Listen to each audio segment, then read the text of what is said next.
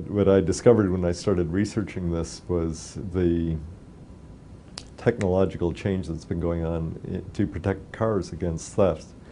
And so first we had, for example, LoJack, which is this tracking device that is hidden on cars if the owner chooses to buy it for $700. And the LoJack device will track where the car is. If it's stolen, the police can switch it on from remotely and then find out what chop shop the car ended up in or what boat it ended up on. And as a result, the police in cities that have this LoJack capability have been able to shut down the chop shops and really stop car theft rings.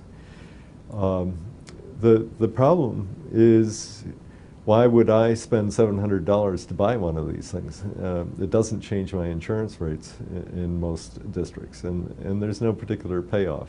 I know if my car is stolen, probably will be a write-off, but I'll get paid by my insurance company. So the incentives are out of line with the great social payoff that's associated with it, but it's big. All right, so then we have the immobilizer, the most recent device that has been added to vehicles. About 85% of all cars now have an immobilizer when they are manufactured, which makes them essentially theft-proof.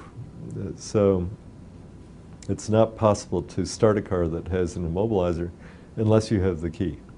And of course the keys these days are these fancy gizmos that have electronic chips in them and all kinds of things. And so unless you have the right electronic chip, you can't get past the immobilizer.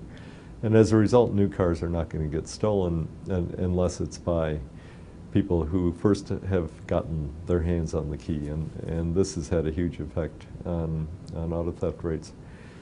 So that's private action of a different kind, where it's the manufacturers who come up with this and made a really big difference. It's eliminated joyriding and theft by teenagers, hot wiring, all of the stuff that is part of the lore of growing up as a teenage boy is pretty much been eliminated during that. So those are sort of specific examples that I think get reproduced in other areas as the technology of alarms and signals and all kinds of things have become more and more sophisticated.